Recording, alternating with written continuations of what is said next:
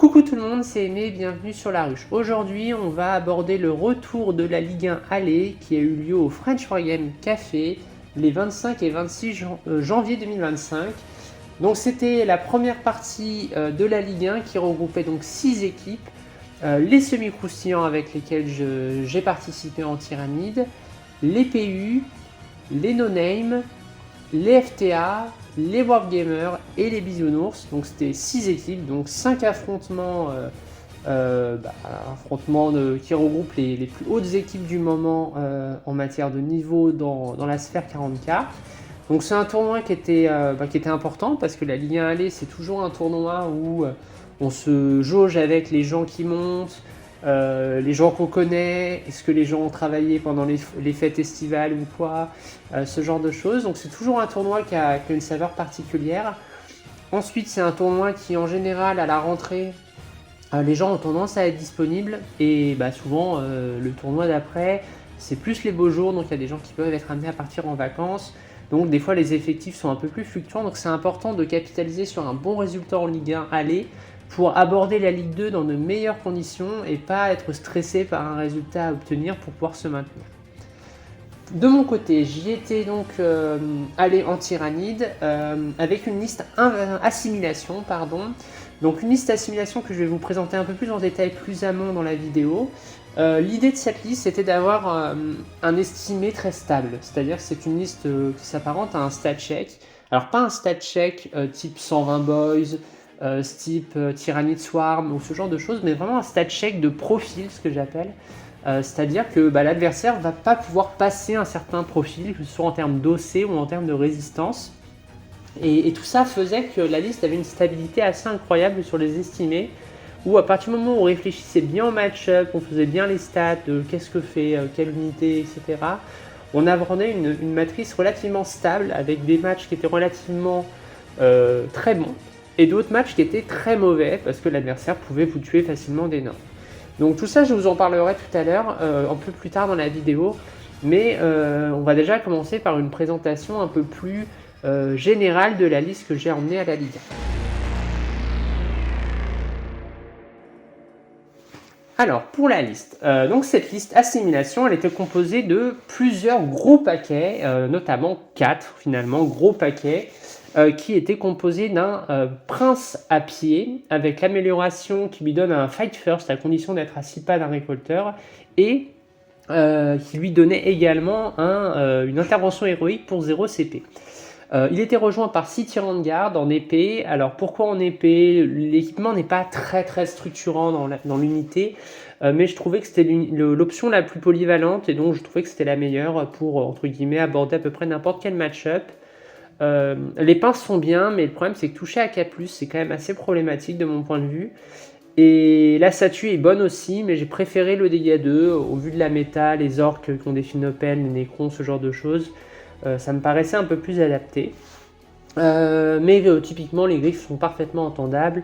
Mais voilà, alors ce pack là il est majeur déjà parce que le prince peut permettre de réduire les PC, peut permettre du coup de taper en premier avec une intervention héroïque, donc c'est quand même quelque chose qui est assez fort.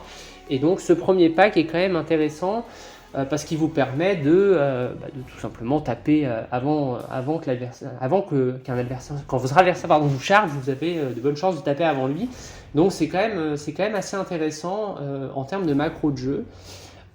Ensuite, le deuxième gros pack, c'était donc un Euro-Tyran accompagné de 6 zoanthropes. Donc là, c'était une puissance brute de létalité que j'ai souvent mis en réserve pour avoir justement une flexibilité tactique de renfort, de réserve, pour arriver là où, entre guillemets, l'adversaire avait mis plus de ressources et donc optimiser la réponse que j'allais pouvoir offrir en face à mon adversaire. Ensuite, on avait 2 Nornes. Donc 2 Nornes assimilatrices qui sont à mon sens exceptionnelles dans le détachement assimilation par leur capacité d'avoir un Finopène à 4 sur un objectif et la faculté de régène de manière autonome. C'était quand même assez fort, d'autant plus que cette unité tape extrêmement fort à la place en comparaison de son vis-à-vis qui est la l'émissaire qui quand même est plafonnée à une force 10, elle est une force 13 et ça change quand même pas mal la donne quand on tape du véhicule ou du châssis. Donc ça c'était quand même assez intéressant. Donc 2 grosses nornes que j'ai tout le temps joué en OC15 sur un objectif et FinOpen à 5 pour parfois ne pas avoir à payer les PC et tout simplement pour les protéger. Et ensuite, on poursuit la liste avec un biovore, un pyrovore, donc ça c'est la base.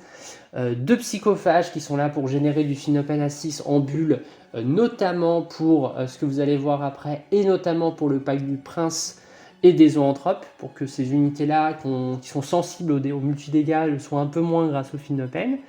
Et ensuite, on a 2 Tyrannofex, donc là c'était la ressource anti-char de la liste pour pouvoir détruire les unités adverses qui étaient très problématiques, qui tiraient très fort en anti-char, comme les Doomsday, comme les Gladiator Reaper, comme les Caladius, Custodes ou ce genre de choses, et obtenir une dominance un petit peu sur le tir long range, parce que cette unité, dans son rôle de casser les blindés à distance, est l'une des meilleures du jeu, avec sa capacité de réduire un dégât à 0, ce qui veut dire que vous gagnez en général vos duels de tir, parce que typiquement un hammerhead qui vous tire dessus, vous allez réduire l'un de ses missiles qui vous blessera à 0 dégâts, ce qui fait qu'en fait vous réduisez quasiment de 50% sa létalité pendant un tour, là où lui prend 100% de votre létalité, et donc ça change quand même pas mal la donne. Donc les 2 Tyrannofex sont très bons pour ça, et me permettaient d'avoir des match-up anti-char relativement aisés. Donc voilà pour la liste. Pour ce qui est de la composition de la liste, de son fonctionnement, je vous renvoie vers la vidéo live qu'on avait fait avec Sancho, qui était le joueur assimilation avant tout le monde, puisque lui il jouait assimilation avant la dataslate, qui à mon sens a changé vraiment la manière de jouer ce détachement. Donc voilà, je vous renvoie vers cette vidéo là si toutefois vous voulez plus d'informations sur celui-ci. Et on va tranquillement se diriger vers l'étude des différents match-ups que j'ai pu rencontrer pendant ce week-end là.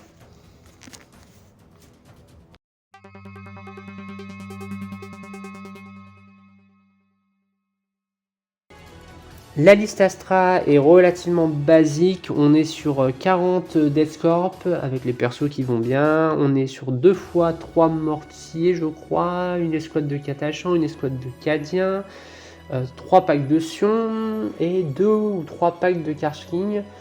Et globalement c'est full infanterie, on est vraiment sur full infanterie. Il y a aussi un tout petit véhicule, je sais plus comment ça s'appelle, un petit véhicule qui vaut rien là, qui coûte 25 points, un petit chenouille, une petite radio commandée là un petit peu, qu'il a joué en fond de table. Il m'expliquait que c'était simplement pour éviter aux adversaires de deny leur Bringing Down, ce qui n'était pas déconnant en vrai dans le match.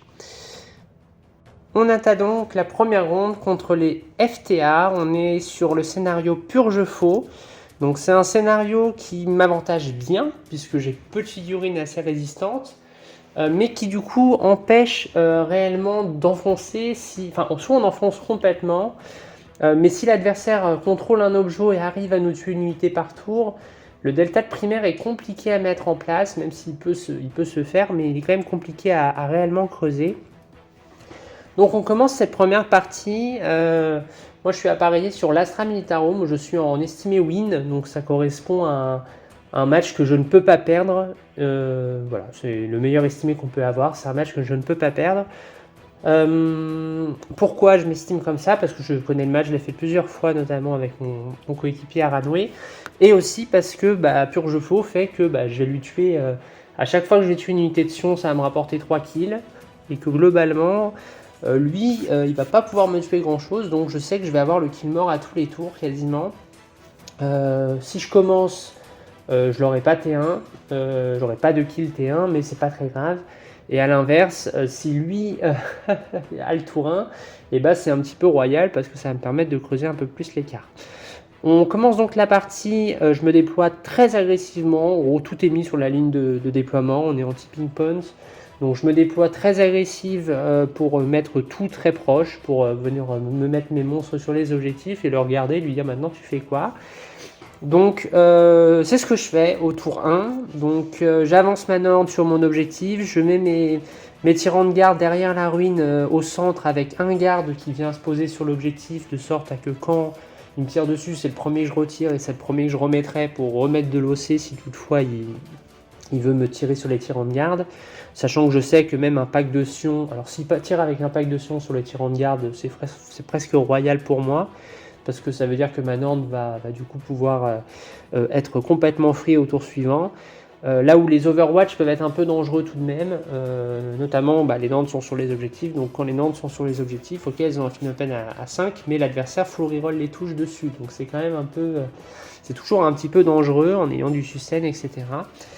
Donc voilà, globalement, tour 1, je me pose sur les objets, ma Norn, j'ai mis une Norn sur mon objet fort, une Norn sur l'objectif du milieu, elles sont évidemment dévolues à ces objectifs-là pour avoir au C15.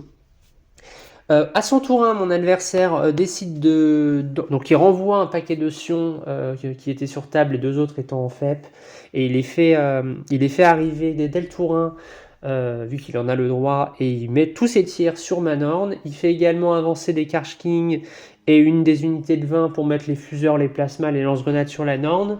La poussière retombe, ma Norn a perdu une dizaine de PV de mémoire, je crois qu'il en a perdu 11, il lui en reste quelque chose comme 5. Donc bon, la Norn a été affaiblie, mais elle est toujours debout.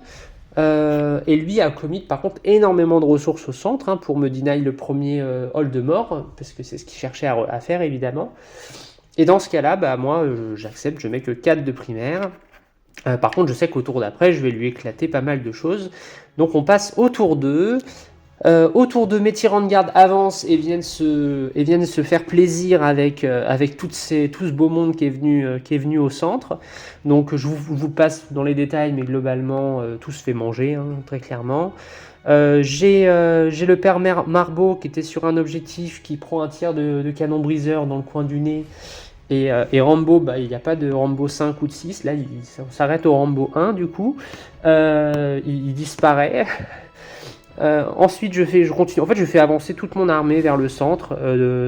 Mais le problème de ce scénario-là et du fait d'avoir joué en première, c'est qu'à ce moment-là, je mesure que je risque d'avoir du mal malgré tout à faire un énorme delta au primaire. Pour la raison simple, c'est que je vais sans doute faire 50 de primaire, mais mon adversaire va faire 32. 32 qui correspond à un kill, un objectif tenu tous les tours. Et ça lui ouvre ça lui ouvre la mission secrète à la fin, ce qui fait qu'il pourrait avoir un différentiel que de 10 points au primaire. Et l'Astra score très bien le secondaire. Et donc je me dis que ça se trouve, il va pouvoir arracher une toute petite défaite, un 11-9 ou un 12-8, s'il joue la mission secrète et qu'il décide de vraiment refuser la game à partir de ce moment-là, et de jouer uniquement le scénario. Et c'est pas ce qu'il va faire, il va continuer à essayer de tomber mes Norns. Donc en fait il va à ce moment-là, moi je vais aller lui charger donc son pack de 20 mecs qui était sur son objet, je vais aller lui charger avec ma Norn. Mes tyrans de garde ont tout nettoyé au centre, donc là j'ai fait un nombre de kills assez faramineux, je crois que je suis à 5 ou 6. Donc je sais que le kill mort et le hold sera fait systématiquement.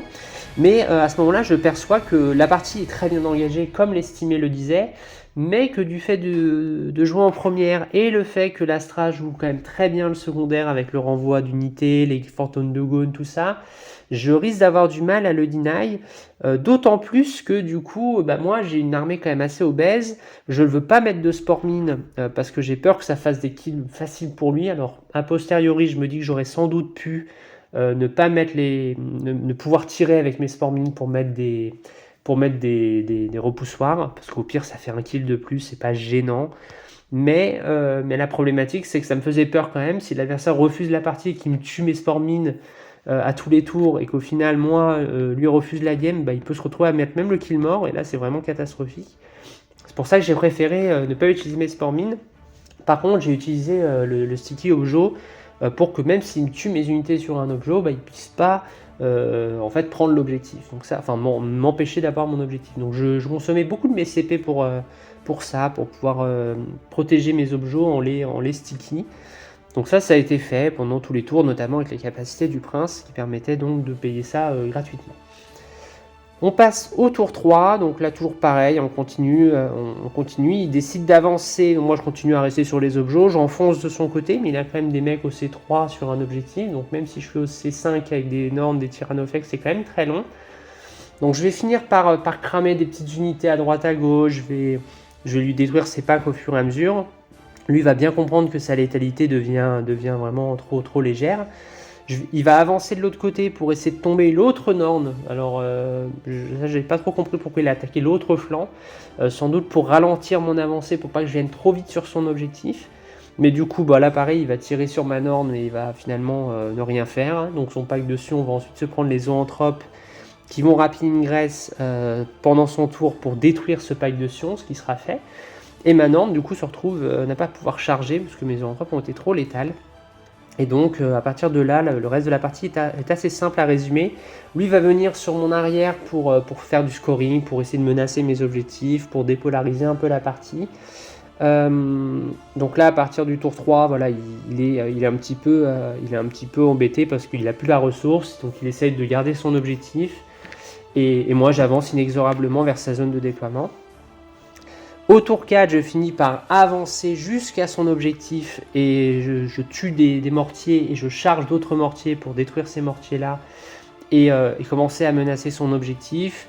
J'envoie des ressources sur son unité, sur l'objectif en bas, vers le milieu en bas, où vous voyez, en fait, les unités voilà, qui se regroupent vers son objectif. En fait, je viens m'attaquer à ces deux objectifs pour essayer de lui deny le hold pendant au moins un tour. Et malheureusement, ça ne sera pas le cas parce que l'OC de l'Astra est trop haut, le fait qu'il joue en deuxième. Voilà, donc je vais vous résumer la fin de la partie, mais globalement, Manorn vient tuer les dernières unités à la fin. Il me fait un tir chanceux avec un dernier pack de Sion sur des zoanthropes qu'il tue, ce qui lui permet de faire un kill, parce que là, bon, quand on n'a plus que des zoanthropes, un pyrovore, des tyrannophex, en gros, il n'y a plus grand chose de vraiment fragile. Donc il décide de tirer sur les zoanthropes et il fait de très bons jeux. Il me one-shot le pack complet de zoanthropes. Donc il lui fait ça, ce qui lui permet de faire son kill, ce qui n'était pas évident.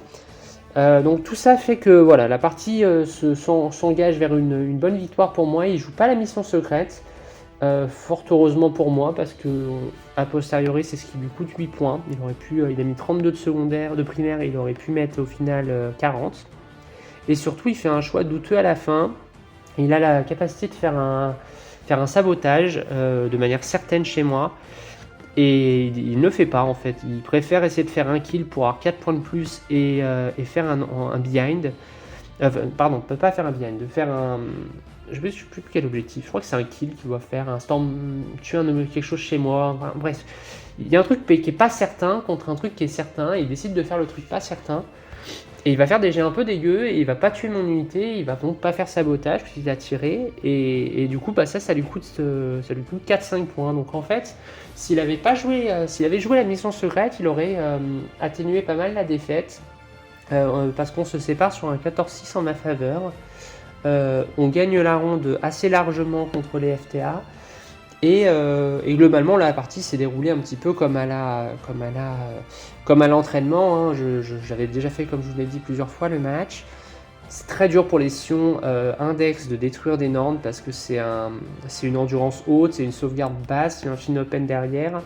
Même si full reroll les touches, c'est quand même très compliqué. Mais j'ai surtout beaucoup trop de châssis pour lui, et puis j'ai quand même des unités qui saturent très fort avec les zoanthropes, ce genre de choses. Les mortiers qui sont assez pénibles pour faire des trous sur des petites unités de Gaunt, tout ça, moi je n'en ai pas, donc il n'y a pas vraiment de cible réellement. Parce que même s'il m'affaiblit, je sais pas moi, des Raveners ou des choses comme ça, je peux quand même les faire repop plus tard. Les zoanthropes c'est pareil.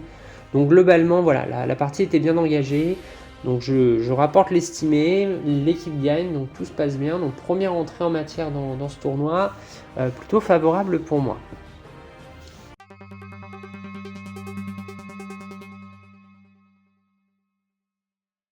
Deuxième partie où on attaque les PU, donc une équipe déjà sérieuse, hein, parce que qui a gagné le Big Four 2 fois, donc voilà, des concurrents sérieux.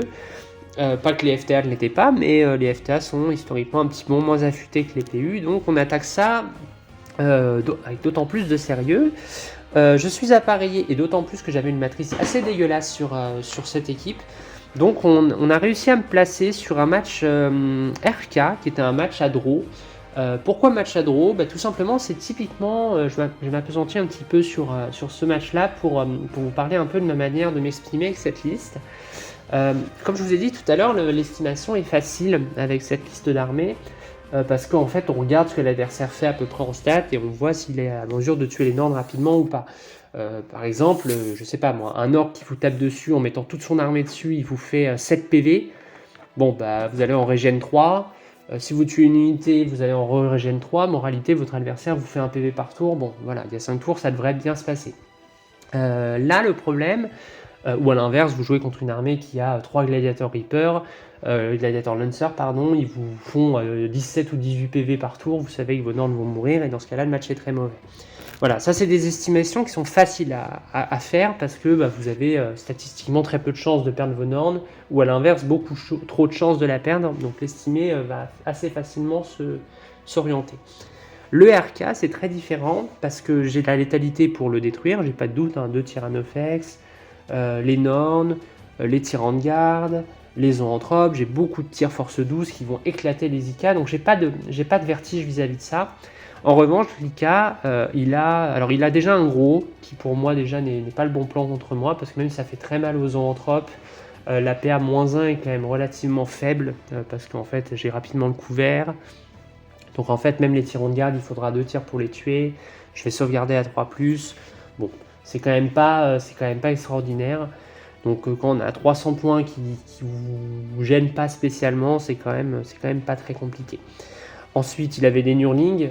Mon armée est full monstre, donc les Nurlings n'affectent pas ma capacité à taper au corps à corps. Donc ça aussi, c'était quelque chose qui était assez peu intéressant pour moi. Mais il avait par contre des lances thermiques. Et donc les lances thermiques, ça c'est toujours un peu le problème, parce que c'est des trucs qui sont D6 plus 4, et donc ça peut aller très très vite. Si votre adversaire fait 1 de dommage, c'est 3 PV, vous allez en sauvegarder 1 ou 2, donc derrière ça va. Par contre, s'il fait 8 et que vous perdez 5 ou 6 PV voire les 2 blesses, et dans ce cas-là c'est vraiment catastrophique, parce que vous pouvez perdre la moitié de votre Norn sur une activation.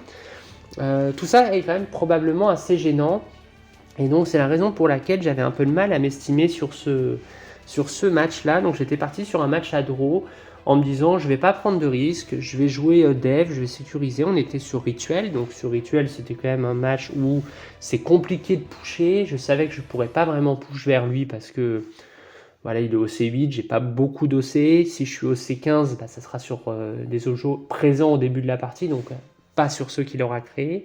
Donc ça faisait une contestation assez compliquée. Là où lui pouvait à l'inverse me contester pas mal, à moins que je mette ma Norn sur OC15 qui était sur les objets. Et en fait, c'était le pari que j'avais fait, c'était de décider avec une de mes Norns de choisir l'objectif du centre, et avec l'autre de mes Norns de choisir mon propre objectif et de scorer, de créer mes objectifs de rituel en ayant le contrôle des deux à la fois. Donc ça, c'était ce que j'avais identifié, et ce qui m'avait permis, en choisissant une table qui me permettait de le faire, d'avoir donc cette faculté d'avoir un OC15 sur mon objet, ce qui me permettait de ne pas me faire deny mon primaire, et donc ce qui sécurisait l'estimé à 10. Au niveau de la partie, je vais vous la résumer assez rapidement, parce que cette partie s'est jouée très vite. Alors, au niveau de la liste de mon adversaire, pour en parler rapidement, c'est très simple, c'était 5 carnivores, 4 brigands, 3 x 3 Nurling, une bête de Nurgle et un gros IK avec les doubles obusiers. Donc globalement, je comprends très vite que lui ne veut pas avancer parce qu'il a peur. Donc en fait, il a peur de mes gros tirs. Donc moi, je m'étais déployé assez agressif quand même parce que je savais que j'avais pas matière à avoir peur énormément de ses armes. Même si un fuseur passait sur un Tyrannofex, il allait être blink. Si ça passait sur une Norn, j'avais le film open. Donc j'avais pas matière à craindre réellement un déploiement adverse, quand lui par contre prendre un tir de Tyrannofex c'était quand même assez dangereux. Donc tout ça voilà, lui était plus caché que moi, et donc du coup je sais plus qui a le premier tour, je crois que c'est lui qui a le premier tour, et du coup il sort et il commence à je sais plus d'ailleurs qui a eu le premier tour. De toute façon la partie n'a quasiment pas bougé, donc en gros peu importe le premier tour, je me souviens plus. Mais ce qui se passe, c'est que globalement, moi je prends des positions de tir sur le centre de la table, et je me positionne derrière. Vous voyez là, sur la première image, j'ai tout mon paquet de Norns, qui sont mes 2 Norns qui sont sur l'objectif que je viens de créer, pour m'assurer de ne pas me prendre une contestation. Et globalement, je me positionne dans les ruines avec les Tyrannofex pour pouvoir prendre des lignes de vue depuis celle-ci. Lui, à son tour, ne bouge pas. Il crée évidemment un objet avec un RK qui passe en se collant à la ruine au centre. Il bouge pas.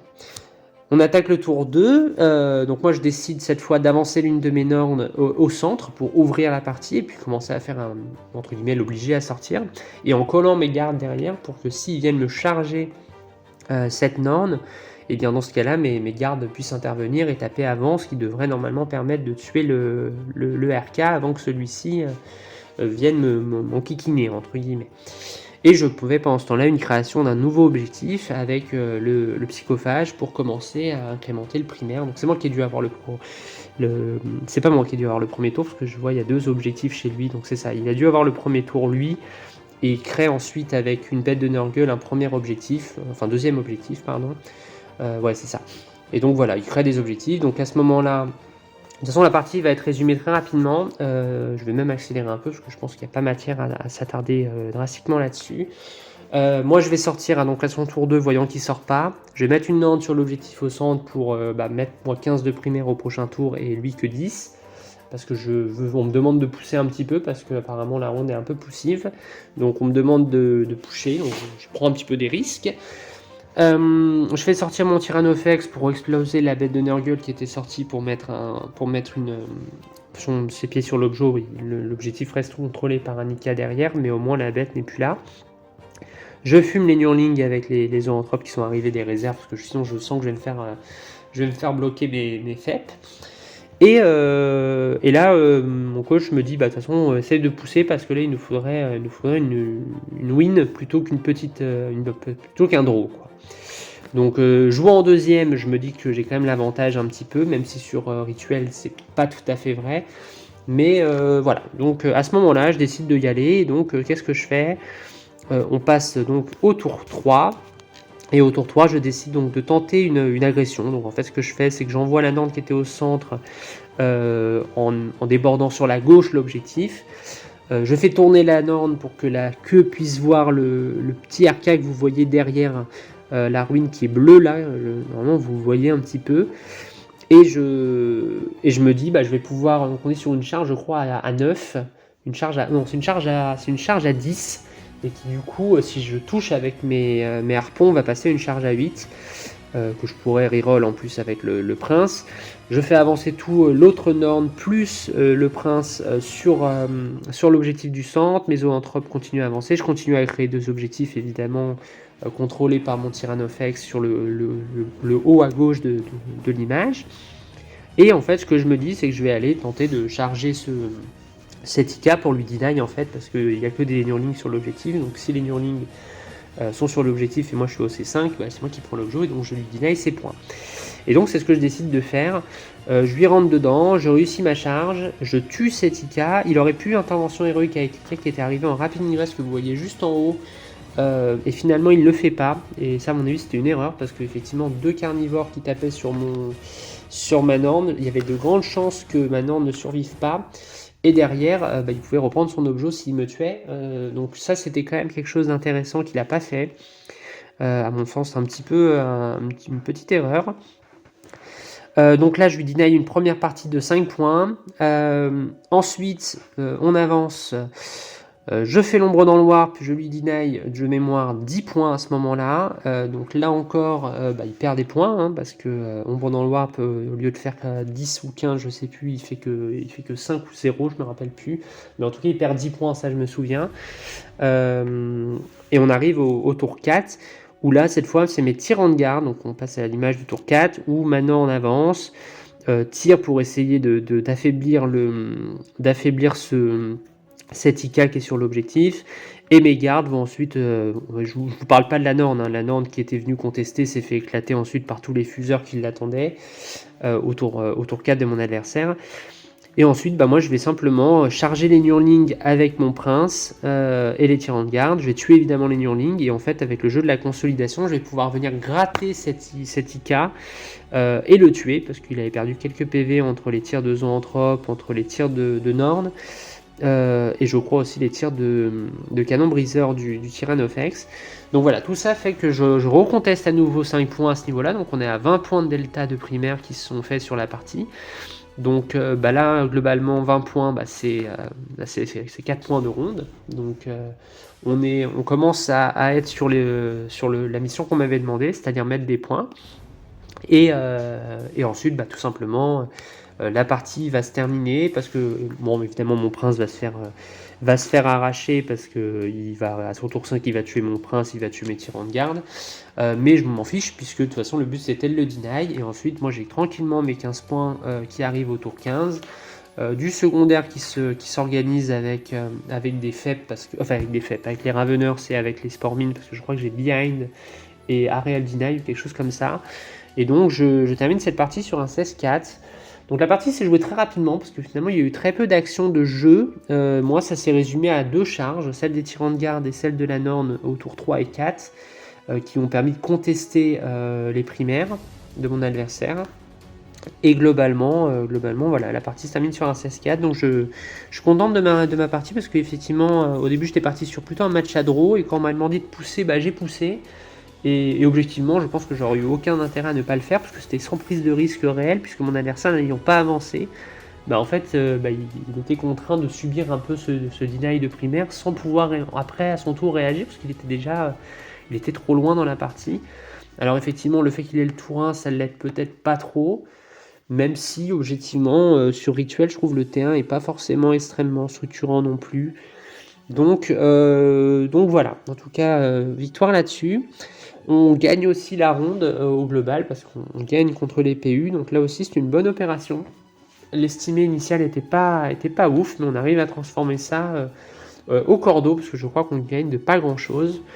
Mais effectivement, c'était toujours bienvenu.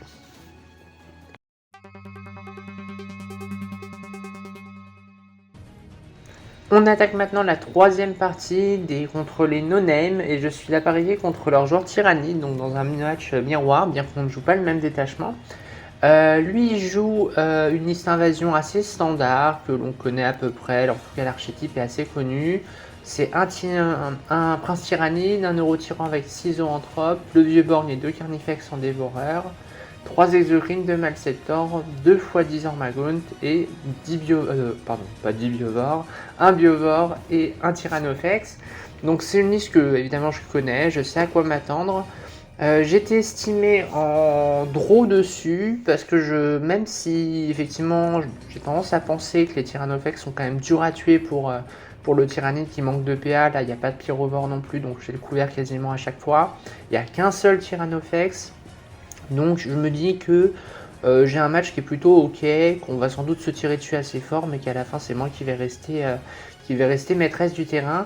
Il y a des choses qui m'embêtent quand même, ce sont les Ormagauns qui à moindre frais deny de manière certaine mes Nornes. Ça c'est très gênant parce que ça m'oblige en fait à envoyer, en tout cas mon adversaire peut à moindre coût me supprimer mon primaire et ça c'est quand même un peu embêtant. Ce qui fait que le match est draw et je préfère jouer sécure de sorte à avoir une sorte de pas jouer trop violemment et pas me donner trop en début de partie pour avoir une partie relativement sereine et posée. On attaque donc cette partie et assez rapidement il a un peu plus de pause que moi et en fait ce que je fais c'est que je décide de mettre tout de suite une de mes Nornes entre les deux ruines en haut en fait que vous voyez entre là où il y a le Tyrannofex et les zoanthropes ainsi que le pyrovore et de sorte à avoir un gros potentiel d'attaque à cet endroit là et avoir plutôt le prince et mon autre Norne avec pour mission d'aller au centre. Et ensuite je mets des ressources assez légères sur l'autre flanc et avec mes 2 Tyrannofex sur les flancs de manière à s'ouvrir la ligne de vue. Et lui je vois qu'il met beaucoup de choses entre le haut de sa zone de déploiement et l'espèce d'allée avec le conteneur au centre. Et en fait c'est un peu le truc que j'ai prévu, c'est que je veux l'obliger à mettre pas mal de ressources à cet endroit là, de sorte qu'il se retrouve un peu en embouteillage dans cette espèce de goulot pour pouvoir le bloquer et empêcher qu'il projette trop de bestioles sur ce côté là. Et en fait c'est ce qui se passe, c'est qu'il met énormément de ressources à cet endroit là. Et moi je prévois qu'en cas d'initiative je pourrais, ou pas d'ailleurs s'il avance pas suffisamment, je pourrais mettre une spore mine qui bloquerait complètement dans ce goulot là. Donc voilà pour ce qui est du déploiement. C'est un peu audacieux parce que c'est-à-dire que ma Norne est quand même visible et à portée de pas mal de choses. Mais je l'accepte parce que je me dis que elle devrait tanker avec le couvert et que même si elle meurt, en fait il se sera mis à cet endroit-là avec toute son armée, donc dans un sens, c'est pas si dérangeant que ça. On attaque le tour 1, on jette une initiative qui est quand même assez structurante, puisqu'il y a cet aspect de poser une swarmine en premier dans cet endroit-là. Et il a l'initiative, et comme prévu, il décide d'avancer à fond avec tout. Donc il a je crois qu'il a 3 exocrines, un Tyranno, un Malceptor, son prince, les Carnis et les Ozo à cet endroit-là. Donc il a vraiment tout.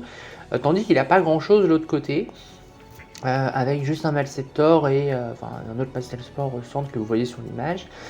Et il va tirer, il va me tuer ma Norne, il va me tuer en plus, il me tue ma Norne sans utiliser son Tyrannofex, qui était quand même assez incroyable, je trouve, en termes de... En tout cas, je m'y attendais pas, je sais pas, j'ai pas calculé la stat, mais je pensais pas qu'il me ferait si mal.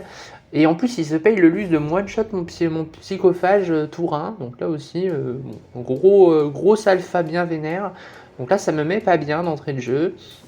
Et en plus, il s'est évidemment bien projeté dans ce goulot, donc en fait maintenant la Spormine n'est plus tellement efficace puisque le goulot n'est plus réellement, en tout cas à 9 pas, si je pose ma Spormine à 9 pas, il ne sera pas réellement gêné. Donc il a décidé de m'enfoncer à cet endroit-là, c'est très clair, et pour l'instant ça marche plutôt bien. Moi je me dis, bon maintenant par contre tu as bien avancé, donc il n'y a pas de problème, maintenant moi je vais bien te rendre la monnaie de ta pièce avec mes 2 Tyrannofex, mes Ozo, pour t'éclater un petit peu un peu ta liste quoi. Et je vais rebondir, je crois que je tue un Carnifex, il me semble, et j'affaiblis une Exocrine, il me semble aussi, il y avait une Exocrine que j'espérais tuer avec un Tyranno, avec une reroll, et en fait, voyant qu'en fait, ce qui s'est passé, c'est que j'ai tiré sur les Carnifex, j'en ai tué un, et j'en ai laissé un, je crois, à 7 PV, je crois. Et je me suis dit, il est en field no pen, le Tyranno, j'y crois pas trop, donc je vais plutôt aller taper un truc qui n'a pas de field no pen. Mais la réalité, c'est que du coup, je tire qu'un seul Carnifex. Donc là, je me dis, je suis vraiment pas bien, parce que j'ai complètement rebondi au tir. Je pensais faire un peu plus mal que ça, notamment tuer peut-être une exo et peut-être les 2 carnis de Ratata. Et là, je rebondis pas mal. Il vient occuper tout de suite l'objectif à droite, en bas à droite, avec des Ormaillon coach que je ne peux pas gérer, parce que je suis encore un peu loin pour les tuer. Et il a le repop, donc même si je les tue pas tous, en fait, en tuer 6, ça ne sert pas à grand chose qui va les repop. Donc c'est assez compliqué à faire, et il commence l'action de brûler. Donc là aussi je me dis que c'est compliqué parce que du coup je vais pas pouvoir réellement venir empêcher ce brûlage sur son flanc fort, ce qui fait qu'il a mis très peu de ressources, et avec ces très peu de ressources il va finalement réussir à capitaliser en ayant pris le pour définitivement ce jeu là. Donc voilà, partie qui commence pas bien pour moi. Et globalement à ce moment là j'annonce à mes coachs que ça va pas bien se passer, que ça va être très compliqué. On attaque son tour 2 où il continue à tirer, et avec pas mal de réussite, du coup il va one-shot mes zoanthropes là aussi. Alors mes zoanthropes qui de base auraient dû avoir une protection d'un psychophage, mais manque de peau, mon psychophage étant mort T1, en fait j'ai pas ce field no pen, ce qui fait que les dégâts 3 des exocrines me défoncent mes zoanthropes, et ils disparaissent assez vite là aussi. Donc voilà, là ça se passe pas bien. Je me dis que là, bon, je vais me faire complètement enfoncer ce flanc là. Et globalement, à mon tour 2, c'est l'image que vous voyez là, je me dis qu'il faut y aller, donc j'envoie mes Raveners pour aller tuer les Ormagones qui étaient sur l'Objo, c'est le mouvement que je suis en train de réaliser d'ailleurs sur l'image. Vous avez ensuite mon paquet de princes, mon prince et mes tyrans de garde qui viennent au centre pour poser leurs fesses sur l'objectif, et ma Norne qui est actuellement un petit peu en arrière va elle bouger pour aller prendre place sur l'objectif du milieu qui était son objectif désigné. Et de l'autre côté, on s'engage sur un combat de moules entre mon psychophage en bas contre le Malceptor ennemi de l'autre côté. Combat qui a plus réellement intérêt, puisque du coup, comme je vous le dis, cet objectif va être brûlé. Et donc, Karasu va en prendre la possession en tout cas, on va en prendre la possession, on va le faire disparaître, et va mettre 5 points de primaire en fin de partie là-dessus. Donc j'avance, et je décide de 2 choses. La première, c'est de profiter de la Spormine qui a été posée pour régène mon assimilatrice qui s'est fait prendre un tir de Tyrannofex au tour précédent. Donc là, je me dis qu'il va falloir essayer de la régène. Donc je la régène. Je fais charger mon prince dans de mémoire le vieux band qui reste vivant après quand même mes tirs. Et je le loupe à un PV, je crois, à 1 ou 2 PV. Donc là aussi, bon, bah, c'est un peu dommage. Lui va répliquer, il va me one-shot tous les tyranniards. Donc là, bon, là aussi, c'est quand même un peu rude. Donc là, bon, bah voilà, je me dis, bon, là maintenant, il va falloir sauver les points parce que le but c'est la ronde, la partie est quasiment perdue. Mais il va falloir sauver les points. Et ce qui se passe, c'est que du coup, il attaque son tour. Et c'est à ce moment-là qu'il va y avoir un petit retournement dans la partie. C'est qu'en fait, à ce moment-là, finalement, il va me rentrer dedans avec ce qu'il a, mais il est complètement bloqué un peu au centre. Au final, la stratégie dont je vous avais parlé de faire un embouteillage au centre finit par s'effectuer avec mon prince et ma Nande qui se mettent sur les objets et qui en fait bloquent complètement le passage de ces monstres sur cet objet-là. Mon prince qui reste au milieu. Là, il va y avoir un petit coup du sort, c'est qu'il va mettre toute son armée quasiment sur mon prince qui est engagé avec le Malceptor, et il va le louper. Et en plus, il se retrouve à pas pouvoir charger, parce qu'il charge avec son Malceptor qui occupe de l'espace, et qui derrière rend la charge de son prince à lui impossible. Et donc, bah voilà, on se retrouve sur une situation où, en fait, il se retrouve un peu bloqué. Et moi, bah, ça me va bien parce que du coup, ce qui se passe, c'est que petit à petit, mon psychophage en bas est en train de reprendre la main en éclatant le Malceptor à coups de Deva Wound antipsycheur. J'ai encore mes 2 Tyrannofex qui commencent petit à petit à faire du ménage dans les monstres adverses. Donc on commence à sortir des exocrines, on commence à sortir doucement, les Malceptors, on commence à tirer dessus, etc. Il y a toujours cet objectif en haut à gauche qui est contrôlé par les Ormagones que je ne parviens plus à tuer parce que j'ai plus la saturation pour les tuer. Un tour, j'en laisse un seul. Et malheureusement, il va repop et reprendre les objets. Donc là aussi, c'est des choses qui se passent pas super bien. Mais voilà, au tour 3 ou 4, je me rappelle plus, mon tour 3 ou 4, mon Tyrannofex décide de tirer sur le prince ennemi, le one-shot, malgré le fin open à 5, et les 3 invus à 4 ratés. Et du coup, ça change un peu la donne de la partie, parce que du coup, il commence à perdre un peu de la ressource. Son Tyrannofex a décidé d'aller charger le mien, pour me bloquer de manière assez hasardeuse à mon avis. Il n'avait pas intérêt à faire ça, il aurait mieux fait de le laisser sur l'objectif en haut, ce qui fait que en fait son Tyrannofex ne voit plus rien en fait, et du coup ça laisse ma Nande restante relativement safe. Et petit à petit, je vais tuer. Donc en bas, j'en parle plus parce que en gros, je vais finir par gagner ce flanc, mais il n'y a plus d'objets, donc c'est sans intérêt. Je vais à partir du tour 3, tour 4, tour 5, garder l'objet au centre, ce qui fait que je remarque le 10 à chaque fois de primaire, pardon. Et enfin, mon prince va finir par faire le ménage en tuant le Malceptor. Et ensuite, on arrive au tour 4, où effectivement, mon adversaire se retrouve avec de la ressource en moins. Et globalement, la fin de partie, il va faire à mon avis des erreurs. Il va pas charger avec ses zoanthropes, ce qui m'aurait empêché tour 5 de faire un brûlage d'objets au centre. Ça, c'est quand même quelque chose qui finit par être assez structurant. Il a manqué aussi tout au long de la partie pas de chance sur ses objectifs. Il a eu des objectifs relativement scorables en tyrannie, donc on a toujours un petit peu des objectifs assez simples, mais il n'a pas fait des bons choix, parfois en préférant tirer plutôt que faire des actions. Je pense qu'il a oublié, je me rappelle plus exactement, je crois qu'il a oublié un moment un truc qu'il aurait pu faire et qu'il n'a pas fait. Enfin voilà, il perd des points là-dessus. Moi je capitalise beaucoup sur mes secondaires, donc au final je parviens quand même en définitive à scorer pas mal de secondaires, beaucoup plus que lui.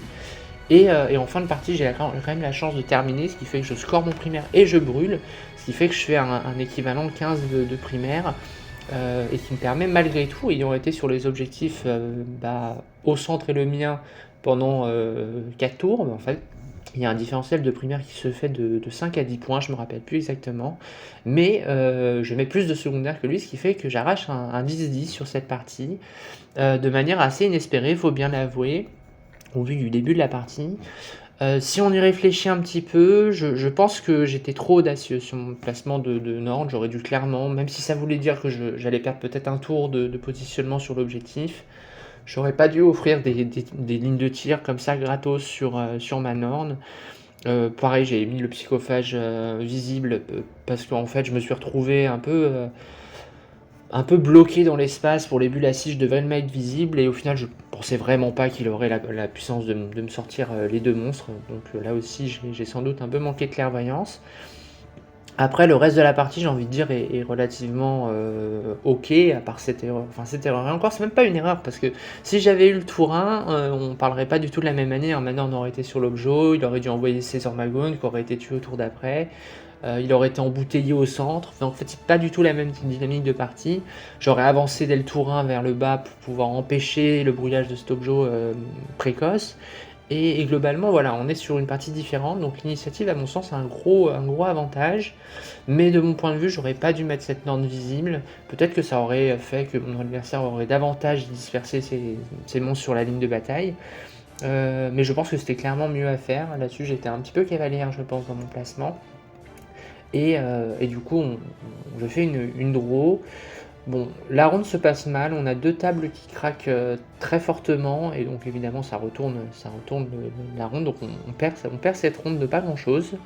Mais voilà pour cette partie.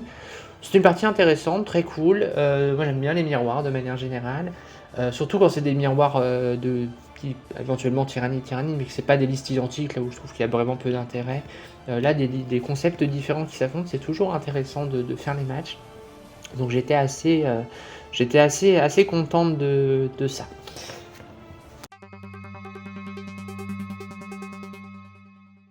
On passe maintenant au bisounours, premier affrontement du dimanche matin, où je suis appareil contre un cul Genestealer, alors un Genestealer de corps à corps. Il jouait un gros pack de distillers, 2 gros packs d'aberrants, un pack d'acolytes avec des armes de corps à corps en camion, là, en Goliath. Il avait également 3 Achilles, dont un mortier, et puis après il avait plein de petites unités de scoring un peu à droite à gauche, donc que vous connaissez. On joue sur le scénario. C'était quoi le scénario d'ailleurs? Je crois que c'était tout simplement un Take and Hold, si je me souviens bien. Non, c'était Tipping Point. Pivot, comment il s'appelle en anglais? Ninjpin, voilà, c'est ça. Donc contrôler des objets au centre pour 5 points, si on contrôle son propre objet, sinon c'est que 3. Donc en fait, on commence la partie, j'ai le tour 1, ça me plaît pas trop, parce que j'aime bien ne pas avoir le terrain contre le Genestealer, surtout avec cette liste-là. Mais du coup, ça me va. J'avance ma norme pour me mettre sur l'objet, je bouge mon Tyrannofex sur ma droite à moi pour venir prendre une losse. Je tire dans un véhicule, j'en tue un, donc un premier véhicule qui se fait sauter.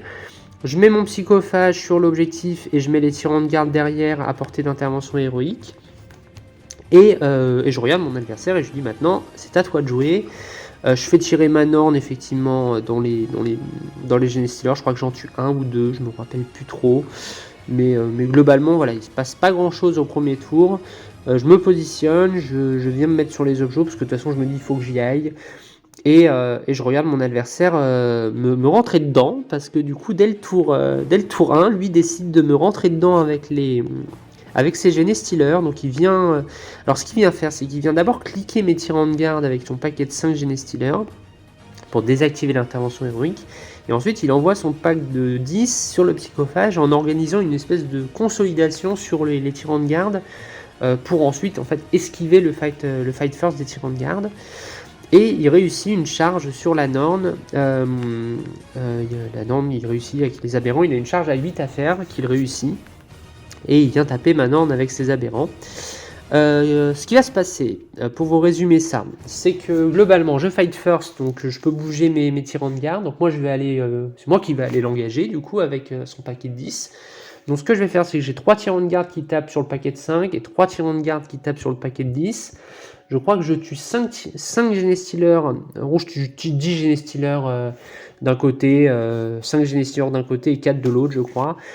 Et ensuite il réplique et il rebondit sur mon psychophage qui ne tue pas et il tue un tyran de garde. Donc là du coup, dans ma tête je me dis bah ok, bah tu viens de perdre plus 10 Genestealers et ton patriarche pour strictement rien. Parce que je suis fight first, donc après je conso et mon prince va pouvoir taper, donc j'aurai aucun mal à tuer tout ce beau monde. Et le paquet d'aberrants avec l'abominant charge ma Norne.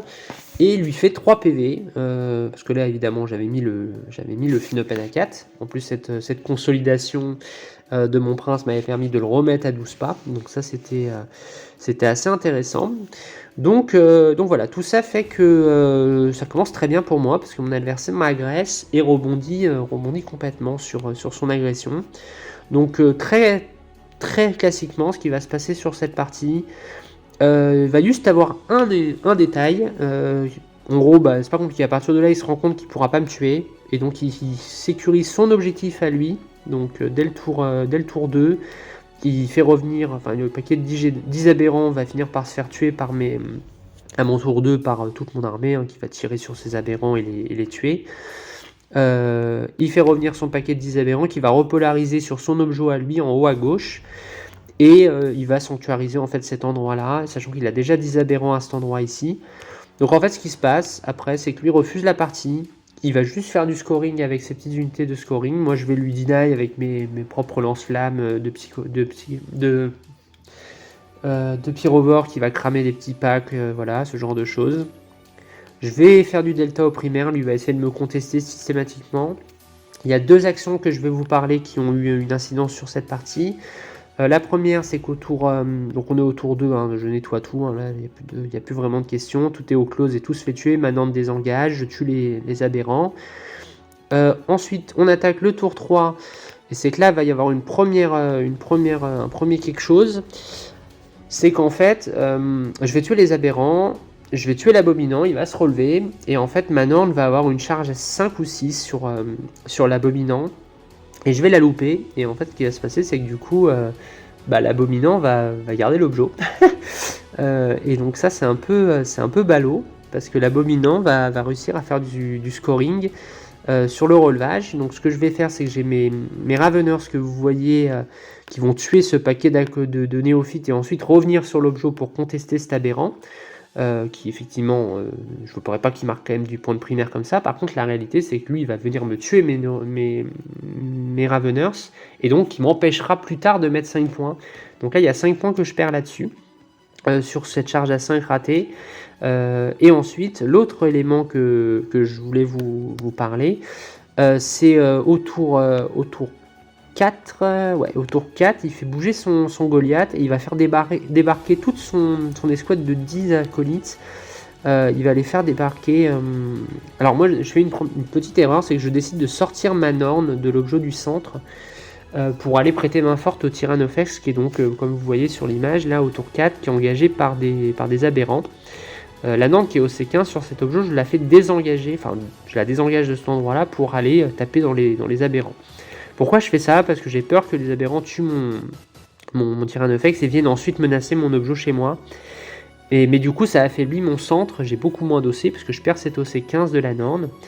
Et donc lui, il va en profiter, il va faire débarquer son escouade de 10 gars avec les deux petits personnages au centre, pour venir me contester l'objectif, ce que j'avais d'ailleurs sticky au tour d'avant, d'ailleurs un petit peu, allez, je suis un stratagème à 0 PC, je vais faire ça, donc je stick l'objet.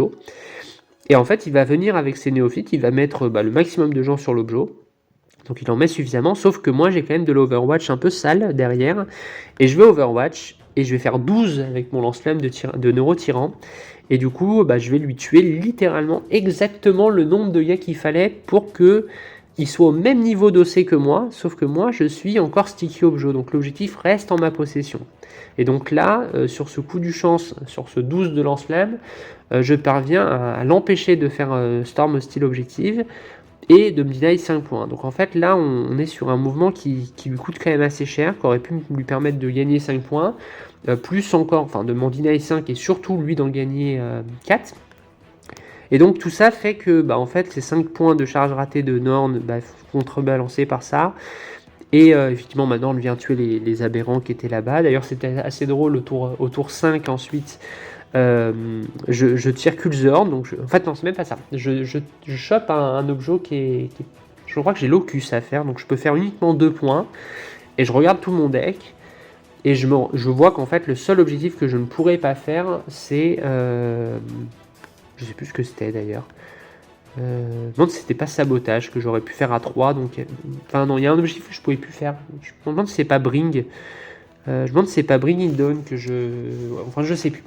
Et en fait, je remélange mes cartes, je retire, et là je tire Culzord, donc je le défausse. Il me fait non, mais les aberrants ça compte. Et là je fais ah oui, c'est vrai. Et donc en fait, effectivement, j'ai défaussé mon locus, mais Culzord, je pouvais le faire, et donc en fait, en fait, je pouvais pas le faire parce qu'il fallait que je tue 10 aberrants, ce que je pouvais plus faire. Mais voilà, la Norne ayant tué les derniers aberrants, du coup, je n'ai pas pu faire ce Culzord que j'aurais pu faire si un aberrant était resté vivant. Donc voilà, enfin tout ça pour dire que cette partie se termine sur un 14-6 pour moi. J'étais en estimé petite win. Que dire, globalement, là, on est sur une partie où mon adversaire a rushé, a rebondi littéralement, et il joue Culte Genestealer, donc du coup je ne peux pas le push réellement, parce que du coup sur ces 2 packs mortes rapidement dans la partie, il y en a un qui est revenu complètement. Et donc le fait qu'il revienne complètement, il l'a repositionné sur son objet fort, pour empêcher que moi je vienne push chez lui. Donc en fait on est typiquement dans l'exemple où la liste, en général cette liste là, soit l'adversaire respecte, soit il respecte pas, mais s'il respecte pas et qu'il se lose, en général ça inverse vraiment le score. Donc voilà, là le Genestealer il a rebondi, mais il a pu régénérer cette ressource pour la préserver sur son objectif à lui, et pas et avoir un second souffle, hein, enfin avoir un second souffle en fait. Ce que la plupart des armées peuvent pas faire. Quand vous perdez 2 de vos 3 plus grosses ressources d'impact tour 1, en fait souvent derrière vous êtes en mode survie. Là où le Cult Genestealer il en a perdu 2 sur 3, mais il en a fait revenir une. Donc en fait il a pu remettre ces 2 options de létalité sur son flanc fort pour le sécuriser et continuer l'agression pour m'empêcher de venir trop menacer son objet. Donc voilà, donc en tout cas partie très sympa. On gagne la ronde aussi assez largement, je crois, une centaine de points. Donc là ça se passe bien. J'ai trouvé la partie très cool, c'était marrant de jouer contre d'autres tyrannides. Et clairement, ouais, le match était vraiment pour moi. J'ai perdu uniquement les 3 Raveners, qui du coup, si vous avez bien suivi, auraient pu ne pas mourir, hein, puisque si ma Norne avait chargé l'abominant, elle l'aurait tué, et donc du coup, mes Raveners seraient pas morts. Donc j'aurais pu gagner une partie sans perdre une seule figurine, ça m'aurait fait rigoler. Mais malheureusement, à cause de cette Norne, 3 Raveners ont été tués. Fort tristement.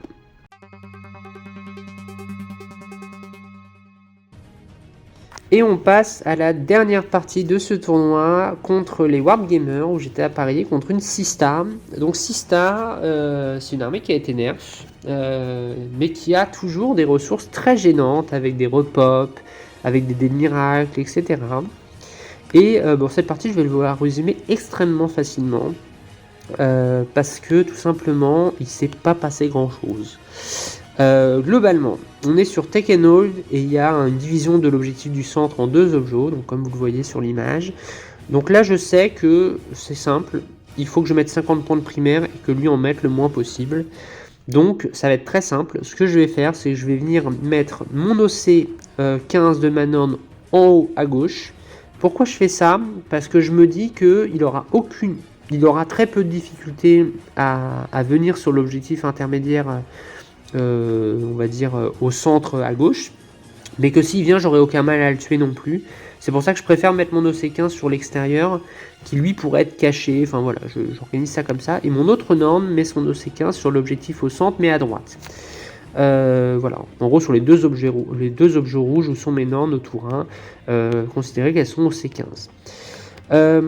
Voilà, ça c'est mon tour 1. D'ailleurs, je crois que l'adversaire a eu le tour 1, il me semble bien. Ouais, il me semble que c'est ça, il a eu le tour 1. Donc lui, il n'a pas fait grand chose, hein. Il est sorti de son tour 1, il a posé ses figurines sur. Voilà, il s'est dit déploiement, je reste planqué et j'attends. Moi pour tour 1, je sors, je mets mes Nornes sur les objets, je mets mes gardes des ruches sur les objets et je le regarde et je dis j'ai même pas peur.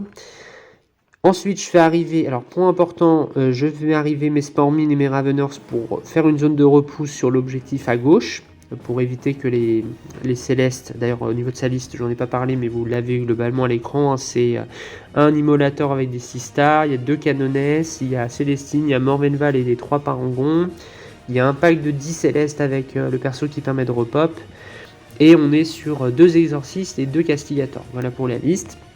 En réserve, il a mis les Parangons, et c'est ça qui me fait très peur, parce que ça peut vraiment faire très mal au Nord. Donc, ce que je fais, c'est que je décide de faire une zone de repousse en mettant une spore mine en haut à gauche pour repousser les FEP à plus de 19 de moi pour qu'ils ne puissent pas me tirer dessus au fuseur. Et j'avance mon Tyrannofex un petit peu vers son objet pour d'une part venir contester son objet et d'autre part faire en sorte de repousser une FEP des parangons. Il va faire tirer ses parangons, il va éclater le Tyrannofex. Je vous parlerai pas, il fait des tirs de Castigator dans les tirs en garde, mais globalement il se passe pas grand chose. Donc toute la partie va tirer dedans, mais ça va pas franchement être merveilleux. Donc autour d'eux, globalement ce qui se passe c'est qu'il tire, hein, voilà, il fait arriver ses parangons, il fait tirer, et puis globalement mon Tyrannofex disparaît. À ce moment-là, moi je fais arriver moi-même à mon tour 2 mes zoanthropes pour faire un duel de tir contre les parangons. Pourquoi je fais ça ? Parce qu'en fait les parangons c'est typiquement la ressource de c'est la létalité parfaite pour les zoanthropes, donc je me dis qu'ils seront pas mieux qu'en duel de tir face à ça. Et vous voyez autour d'eux, il n'y a toujours rien sur les objets, donc moi je suis au centre. Mes gardes sont passés de l'autre côté de la ruine pour limiter la létalité, et je mets un psychophage qui peut être en fin open à 4 sur l'objectif au centre pour forcer entre guillemets les trades. J'ai balancé l'ombre dans le noir pour pas qu'il puisse me deny, parce que du coup à mon tour il a fait un rapid ingress de Céleste pour venir m'ennuyer là. Enfin pas de Séraphine, pardon. Donc je balançais l'ombre dans le noir pour éviter que à son tour 3 pour qu'il ne vienne pas me deny. Donc là aussi j'assurais mes 15 points de primaire. Donc là on est déjà, moi je suis déjà, dites-vous, je suis déjà à 30 points de primaire, et lui il est à, on a fait du coup 5 au premier tour, 10, ouais c'est ça, il est à 15 et moi je suis déjà à 30 quoi. Donc il y a déjà un delta de primaire qui s'organise. Il organise évidemment l'ombre dans le warp sert à rien parce que du coup il sécurise avec les den miracles qu'il a ceux qui sont importants. Donc je ne peux pas deny de points là-dessus. Le duel maison anthrope contre Morvenval, et ben écoutez, j'ai tiré, j'ai rien fait. Lui il va tirer plusieurs fois, il va finir par me tuer maison anthrope et me les éclater. Hein. Il n'y a pas vraiment de sujet. Bon, quand la Cita réussit ses invus, bah, c'est la vie. Donc je vais perdre le duel de tir, alors que normalement c'était quand même assez favorable pour moi en ayant l'initiative du tir. Mais ça s'est pas bien passé, mais c'est pas très grave. Donc globalement, voilà, vous voyez, hein, je tiens ces 3 objets sans aucun problème. J'ai mon EC15. Et au tour 4, au tour 4 ou au tour 3 ? Non, c'est au tour 3 qui sort d'abord, il commence un peu à sortir. C'est Céleste pour voilà, commencer peut-être à venir m'agresser. Moi je continue à faire tirer mes Tyrannofex contre les Castigators, je finis par en tuer un. Mais toujours, voilà, il se passe pas grand chose en gros, hein, on se regarde un petit peu, il fait tirer Morvenval sur mes zoanthropes. Globalement, je vais perdre des zoanthropes, mais j'en fais revenir à chaque fois. Il est à longue portée de fuseur, donc j'ai le fin open qui sauve un petit peu. Donc je résiste assez bien, je me dis que je vais pouvoir finir par lui faire un peu de dégâts. Deuxième phase de tir, je retire dessus, je tue une parangon. Donc là aussi, hein, ça commence à être un petit peu long. Mais en fait ce que je veux vraiment pas c'est que les parangons viennent péter mes nornes, en fait c'est surtout ça le truc. Donc moi j'attends, je reste au milieu, je reste sur mes objets, je contrôle 4 objets sur 6, lui en contrôle 2. Et on se dirige tranquillement vers une petite victoire pour moi parce que bah, il fait 10 et moi je fais 15 en fait. Donc en fait lui va faire 40, moi je vais faire 50 et ça va jouer au secondaire. Il a aussi du secondaire qu'il arrive à faire assez facilement. Parce qu'il a des petits persos qui peuvent revenir à la vie, etc. Il a Célestine qui se déplace bien, enfin, qui peuvent faire des actions comme ça. Et en fait, au tour 4, il va faire un mouvement bizarre. Il va venir sortir, donc il va quitter son objectif, donc l'objectif chez lui, là en bas à droite. Il va quitter cet objectif-là, et il va venir au centre pour me dire, bah, je mets 15 dossés sur cet objet-là pour deny ta norne. Bah, je lui dis ok, il n'y a pas de souci, tu deny ma norne. Il va effectivement défoncer mes zoanthropes avec Morvenval, hein, ça c'était un truc que j'avais plus ou moins prévu. Et globalement, voilà, là je lui dis bah écoute, ok, très bien. Bah écoute, je mets quand même 15 de primaire parce que je contrôle quand même 3 objets. Donc là il me dit ah oui merde, c'est vrai. Là je lui dis oui, ça change rien. Et donc, je mets mes 15 de primaire, ce qui, d'ailleurs, j'aurais mis 10, ça ne changeait rien, parce que je vous ai dit tout à l'heure que j'étais déjà à 30, donc même si j'avais mis 10, j'étais à 40, et à la fin, j'aurais mis 10, j'aurais été à 50. Donc, la Nord va venir par là pour venir nettoyer un peu, pour reprendre l'objet, tout simplement, pour éviter que mon adversaire puisse marquer 15, en fait, ou 10. Donc, en fait, ce que je fais, c'est que ma Nord va tuer les 5 séraphimes qui étaient devenus, qui sont derrière le mur, que vous ne voyez pas. Elles vont mourir et comme ça je vais rééquilibrer l'OC pour gagner l'OC. Et quand je vous ai dit tout à l'heure que Morvenval avait tué mes zoanthropes, j'ai fait un Overwatch et donc il y a une parangon qui est à 2 PV. Donc à ce moment-là, je me dis tiens, je vais envoyer mon psychophage qui j'espère va faire 2 mortels et va réussir à tuer la dernière parangon, ce qui permettra de se soustraire de la réplique de Morvenval. Donc je fais charger ce psychophage qui va faire une attaque, donc 2 touches. Et qui va littéralement rien faire du tout, et donc se faire littéralement découper en morceaux par Morvenval. Et ça m'ennuie, parce que du coup, à son tour, il va venir pouvoir désactiver mon objectif. Alors ça m'ennuie pas vraiment, parce qu'au final, je sais que même en contrôlant 2 objets, j'aurai 10 de primaire, et ça me permettra de faire 50. Mais ça me gêne un peu, parce que j'ai pas envie de me faire voler mon objet, voilà. Et donc, voilà, à son tour 5, il vient tout simplement mettre Morvenval sur mon objet. Et moi, ce que je vais faire, du coup, c'est que là, je tire assassinat et no prisoner. Donc, il n'y a que Morvenval et donc cette parangon, je peux aller tuer. Et donc, tout se joue sur une charge à la fin, où en gros, mon Manand qui était sur l'objectif au centre du côté droit, va venir contourner la ruine, faire un tour avec sa queue pour pouvoir voir le parangon, tirer avec ses harpons, tuer le parangon et avoir du coup un +2 à la charge pour ensuite réussir une charge à 8 sur Morvenval que je vais tuer et déverrouiller assassinat à la fin. Donc à la fin je score bien mes 9 points de no prisoner et d'assassinat, ce qui me permet de repasser largement devant. Mon adversaire en plus à ce moment-là au tour 5 se rend compte qu'il mettra que 5 puisqu'il n'a plus personne sur son objet chez lui, donc là il est un peu en mode mais je suis vraiment idiot, pourquoi j'ai bougé. Donc effectivement ça c'est 5 points un peu perdus. Et globalement voilà au tour 5 ça se joue sur cette mort de Morvenval qui a bien tanké tout son pack, qui a bien tanké les zoanthropes. Par contre les forces 13 de la Nord, ça par contre ça s'est pas bien passé pour elle et elle s'est fait tuer. Et donc, voilà, fin de la partie, 14-6 pour moi. Pareil, on a fini énormément en avance. Donc j'ai pu ensuite attendre les différents résultats. Et assez rapidement, on s'est orienté vers une franche victoire des Sunny sur les Wargamers. Ce qui clôture le tournoi pour nous. Donc, on termine au premier de ce tournoi, malgré la défaite contre les no-name qui, eux, ont fait 2 égalités. Et donc, du coup, on se place premier de cette Ligue 1 aller, donc on espère faire aussi bien à la Ligue 1 en retour pour essayer de gagner cette ligue cette année. Écoutez, je vous retrouve juste après pour une petite conclusion de ce tournoi.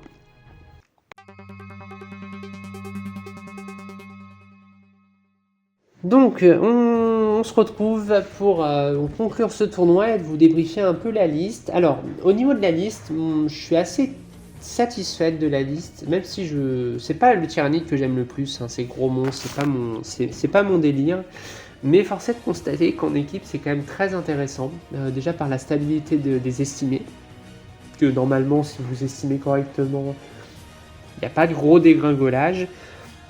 On peut avoir un certain vertige parfois parce qu'on se dit ouais mais s'il met toute son armée, ça peut me tuer une Nord. Alors oui, mais peut-être que l'adversaire, lui, il réagit pas comme ça, il se dit pas je vais mettre toute mon armée en gros ligne pour tuer une Nord, et si ça se passe pas, je perds la game, et si ça passe, je me prends quand même un retour de bâton monstrueux avec les 2 Tyrannofex, voilà, donc, voilà, l'adversaire peut pas réagir en mode juste je mets toute mon armée et je vois ce qui se passe. Moi, ce que j'ai observé, c'est qu'en étant bien appareillé, c'est-à-dire j'étais toujours appareillé sur des matchs à draw ou des matchs à petite win ou à win, que globalement les adversaires jouent aussi en équipe, donc ils sont pas à tenter des YOLO, et bien souvent les adversaires ils ont la consigne de sécurise le draw ou sécurise la petite défaite, prends pas de risque. Et dans ce cas là en fait il y a 2 choses, soit l'adversaire tente le YOLO, et dans ce cas-là, s'il rebondit, vous allez lui prendre les ressources qui étaient possiblement létales sur vos Norns, et dans ce cas-là, il n'y a plus rien qui est létal sur les Norns, et vous pouvez lui rentrer dedans. Et si ça arrive en début de partie, l'adversaire a du mal ensuite à arrêter vos Norns, et vous vous retrouvez rapidement à aller contester l'objectif dans la zone de déploiement adverse. Donc ça, c'est entre guillemets, l'absence de respect qui rebondit et qui du coup vous permet d'enfoncer complètement un match. Mais bien souvent, l'adversaire, ce qu'il va faire, c'est qu'il va plutôt avoir tendance à sécuriser. Il va plutôt tendance à dire ok, je vais pas pouvoir tuer les Norns, donc je vais les ignorer. Je vais accepter qu'elles mettent 15 de primaire, moi je vais en mettre 10, à la fin j'aurai 40, j'aurai peut-être perdu 10 points, je ferai un 12-8. Bon ok, ça me va, c'est ok, c'est l'estimé quoi. Et ça c'est un peu ce que j'ai remarqué sur ce tournoi-là. Qu'il n'y avait pas vraiment de gens qui respectaient pas les Norns, les gens étaient sensibilisés sur le fait que c'était très tanky et que c'était vraiment dangereux d'aller dessus parce que ça allait régène tout le temps. Donc il n'y a pas eu d'erreur comme j'ai pu voir en tournoi solo où effectivement des gens, ou sur TTS, où des gens tâtent les YOLO direct sur les Norns et rebondissent et se font retourner. Donc ça a quand même été assez intéressant à voir. Et l'autre enseignement intéressant, c'est que c'est une liste qui se joue vite, parce qu'il y a peu d'activation, c'est des gros monstres, donc il y a une seule figurine à bouger. Il n'y a pas non plus, si l'adversaire refuse la partie, il n'y a pas non plus énormément de micro-gestion, etc. Donc au final, c'est des parties où, sur les 5 parties, honnêtement, il y en a 3 qui se sont jouées quand même très vite. La partie avec le QGN Stealer, la partie avec le RK et la partie avec l'assista, ce sont des parties qui ont été quand même relativement rapides. Et donc au final, à la fin de la Ligue 1, je vais pas dire que j'étais pas fatigué, mais j'étais franchement pas éprouvé comme j'aurais pu l'être sur un tournoi où les 5 parties sont genre un jeu Vanguard où tout est vraiment hyper important, chaque mouvement compte, etc. Ça avait un côté reposant à jouer. Donc voilà, tout ça pour vous débriefer cette liste. Je l'ai trouvée intéressante. Je pense qu'en équipe c'est très bon. C'est assez facile à jouer aussi, on va pas se raconter d'histoire. À partir du moment où vous savez faire des auras et des bulles, où vous mettez vos unités dans les bulles, a priori ça se passe bien. Il faut faire attention à ne pas avoir il faut faire attention, à pas se laisser un petit peu griser par la résistance des trucs et de se dire de toute façon ça ne mourra jamais, je mets tout de YOLO devant l'adversaire, parce que si l'adversaire n'a pas d'autre choix et qu'entre guillemets c'est gratuit pour lui de vous tirer dessus, il va le faire, et si ça se passe bien, il va même tenter de vous charger et de vous tuer. Donc il ne faut pas lui donner des cibles évidentes non plus. Mais cette armée est quand même intéressante. Globalement, si je devais envisager des améliorations, en fait ce qui manque dans cette liste, c'est de pouvoir enfoncer un match qui serait entre guillemets gagné, mais on vous demande de mettre un 18 ou un 14 ou un 16, un 18, un 20 et pas un 14 parce que l'équipe en a besoin. La liste comme elle est actuellement, elle a du mal à faire ça parce que si l'adversaire respecte, vous allez pouvoir vous battre très facilement sur 3 objets. Aller menacer l'objectif fort adverse, ça va être nettement plus dur parce que déjà vous allez devoir sortir de votre objectif, donc vous allez perdre l'OC15. Et ensuite, surtout, vous allez devoir bien souvent passer une phase adverse de tir ou de corps à corps sans être sur un objet, et donc par conséquent, avoir juste l'OC, ne pas avoir de fin open, et donc l'avoir uniquement via un stratagème à 2 PC, à 5. Et là, pour le coup, le gap de résistance entre le fin open 5 et 4 n'est pas le même. Donc parfois, à pusher, on se retrouve à se prendre un retour nous-mêmes de bâton. Et donc c'est une liste qui a du mal un peu à pusher. En tout cas, il lui faut au moins 2 voire 3 tours pour push. Et donc en fait, si vos coachs viennent vous voir au tour 3 ou au tour 4 pour vous dire de push, souvent c'est un peu tard. Donc l'option que je vois, moi, ce serait une option de deny de l'objectif fort adverse, donc plutôt avec des gargouilles. Donc il faudrait voir si on peut pas rentrer un pack de gargouilles, voire 2. Alors l'option, ça serait de retirer un psychophage pour tout simplement retirer cet aléatoire de... ce fin open qui est bien, mais qui n'est pas forcément obligatoire, et de pouvoir le remplacer par des gargouilles qui viendraient mettre de l'OC2 sur l'objectif adverse pour contester son objectif. Ça, c'est une option qui peut être intéressante. L'autre option, ça peut être aussi de réduire le pack de zoanthropes à 3 zoanthropes au lieu de 6. Vous avez moins de létalité, c'est sûr, mais ça reste quand même assez dangereux, 3 zoanthropes. Et toujours cette faculté d'avoir des gargouilles qui viennent mettre de l'OC sur l'adversaire. Parce que là, comme je vois les choses, c'est vraiment tour 2, vous mettez sur les objets, votre adversaire, vous voyez qu'il avance pas, et ben hop, vous commencez à organiser une ombre dans le warp. Ok, elle est passée, j'attends, je lui dis déjà des points. Tour 3, hop, ok, tour 3, l'ombre dans le warp est passée. Tour 4, je lui envoie les gargouilles, il perd à nouveau des points. Et tour 5, je mets YOLO parce que de toute façon, la partie est finie. Ça pourrait s'organiser comme ça, et ça me paraît intéressant pour vraiment déstabiliser le primaire adverse sur ces gargouilles. Donc ça peut être une option. Après, la liste en elle-même, je pense qu'il ne faut pas toucher au Tyrannofex, parce que ça me paraît vraiment trop fort. Je pense qu'il ne faut pas toucher non plus au Tyrant de garde, parce que cette faculté de Fight First, il faut quand même avoir assez de PV pour encaisser. Votre prince est extrêmement structurant dans l'armée, donc vous avez absolument besoin de l'avoir pour pouvoir protéger votre unité et pour qu'elle ne meure pas trop vite et surtout d'avoir cette rentabilité au Fight First. Retirer une Nord, moi j'en suis pas du tout convaincu. Pour moi, les 2 Nords sont vraiment très très importantes pour avoir ces 2 flancs réellement ancrés par ces bestioles là. Donc voilà, pour moi l'option c'est soit de retirer un psychophage, soit d'affaiblir un peu le pack de zoanthropes pour entrer des gargouilles, ce qui permettrait un deny de primaire un peu plus agressif sur le primaire adverse, et qui pourrait du coup permettre de creuser un peu plus des écarts, par contre qui risque de polariser un peu plus des matchs, ou certains matchs où vous avez vraiment besoin de l'anti-char, si vous avez moins de zoanthropes, peut-être que c'est ce qui va vous manquer, ou ce genre de choses. Donc ça, c'est des choix à faire, des tests à organiser. Au niveau de la méta, pour vous parler des match-ups qui étaient très défavorables, il y avait évidemment le Space Marine qui clairement il vous détruit littéralement quand vous payez une Nord quasiment 300 points parce qu'elle est résistante et que lui avec un Vindicator à 170 ou 160 points, je sais plus, vous la tue parce qu'en fait il vous touche à 2, il vous blesse à 2, voilà. Donc ça c'est problème.